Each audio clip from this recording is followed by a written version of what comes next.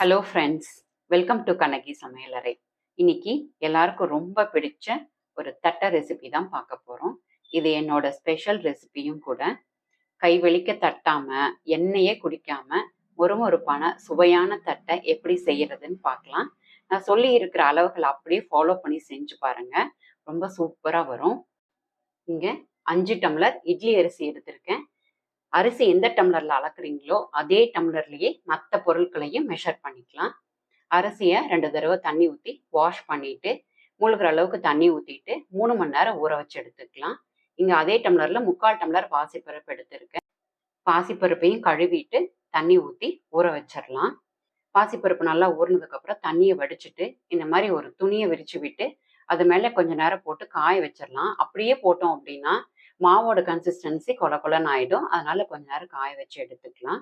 இப்போ ஊற வச்ச அரிசியை கிரைண்டர்ல போட்டுட்டு இந்த மாதிரி நல்லா நைஸ் ஆகிற மாதிரி அரைச்சி எடுத்துக்கலாம். இங்க ஒரு 12 காஞ்ச மிளகாய் எடுத்திருக்கேன். ஒரு 6 கொத்து கருவேப்பிலை, ஒரு 20 போல பூண்டு பல் எடுத்திருக்கேன். பூண்டு கூட்டியோ குறைச்சோ நீங்க உங்களோட டேஸ்ட்டுக்கு ஏற்ற மாதிரி சேர்த்துக்கோங்க. 2 ஸ்பூன் சோம்பு, இங்க 2 ஸ்பூன் எள்ளு எடுத்திருக்கேன். எள்ளு வறுத்தும் யூஸ் பண்ணிக்கலாம், அப்படியே யூஸ் பண்ணிக்கலாம். நான் பச்சையாக தான் சேர்த்துருக்கேன் இதில். எள்ளை தவிர இப்போ எள்ளை மட்டும் தனியாக எடுத்து வச்சிடலாம். இதை 4யும் சேர்த்து மிக்சியில் கொரகொரப்பாக இந்த மாதிரி அரைச்சி எடுத்துக்கலாம். இங்கே பொட்டுக்கடலை மாவு 3 கிளாஸ் எடுத்திருக்கேன். அரைச்சி எடுத்து வச்சிருக்கேன் அரிசி மாவு கூட 3 டம்ளர் பொட்டுக்கடலை மாவு. பாசிப்பருப்பு ஏற்கனவே ஊற வச்சு எடுத்து வச்சுருக்கோம், அதையும் சேர்த்துட்டு 2 ஸ்பூன் எள்ளு, அரைச்சி வச்சிருக்கிற பேஸ்ட்டையும் சேர்த்துக்கலாம். இப்படியே பேஸ்ட் அரைச்சும் சேர்க்கலாம். இல்லைன்னா நீங்கள் அரிசி மாவு அரைக்கும் போதே கிரைண்டர்லேயே இது கூட சேர்த்தும் அரைச்சிக்கலாம். அதை உங்கள் விருப்பப்படி சேர்த்துக்கோங்க.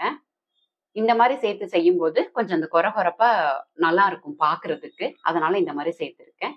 இப்போ இந்த மாவுக்கு தேவையான அளவுக்கு உப்பை சேர்த்துட்டு ஒரு தடவை நல்லா கலந்து விட்டுறலாம். கலந்து விட்டதுக்கப்புறம் இங்கே 2 ஸ்பூன் பட்டர் எடுத்திருக்கேன். இந்த வெண்ணெய் வந்து கொஞ்சம் உருக்கிட்டு இந்த மாவில் சேர்த்துடலாம். சேர்த்துட்டு நல்லா இந்த மாதிரி சாஃப்டாக பிசைஞ்சு எடுத்துக்கோங்க. ரொம்ப கொல கொலன்னு இல்லாமல் இந்த மாதிரி நல்லா சாஃப்டாக இருக்கணும். இந்த கன்சிஸ்டன்சி வர்றதுக்காக தான் பாசிப்பருப்பை வந்துட்டு நம்ம கொஞ்ச நேரம் காய வச்சு எடுத்துக்கிறோம். இப்போ இந்த மாதிரி சின்ன சின்ன உருண்டைகளாக உருட்டி எடுத்துக்கலாம். நான் இங்கே சப்பாத்தி மேக்கர் யூஸ் பண்ணி தான் தட்டை முறுக்கு செய்ய போகிறேன். இப்படி செய்யும்போது தட்டை எல்லாமே ஒரே சைஸில் ஒரே திக்னஸில் வரும், டைமும் மிச்சமாகும். சப்பாத்தி மேக்கரை ஆன் பண்ணிட்டு இந்த மாதிரி ஒன்று ப்ரெஸ் பண்ணி எடுத்துக்கலாம். ஹீட் கொஞ்சம் ஜாஸ்தி ஆயிடுச்சுன்னா சப்பாத்தி மேக்கரை கொஞ்ச நேரம் ஆஃப் பண்ணி வச்சிருங்க. இருக்கிற ஹீட்லேயே கொஞ்ச நேரம் போட்டுக்கிட்டுருங்க. சூடு குறைஞ்சிருச்சுன்னா மறுபடியும் சுவிட்ச் ஆன் பண்ணிக்கோங்க.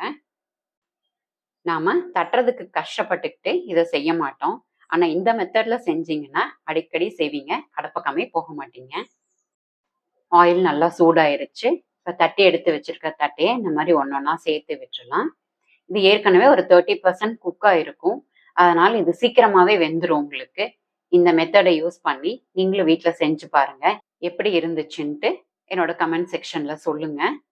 இந்த மாதிரி வித்தியாசமான ரெசிபீஸ்க்கு கண்ணகி சமையலறையை சப்ஸ்கிரைப் பண்ணுங்கள். தேங்க்யூ.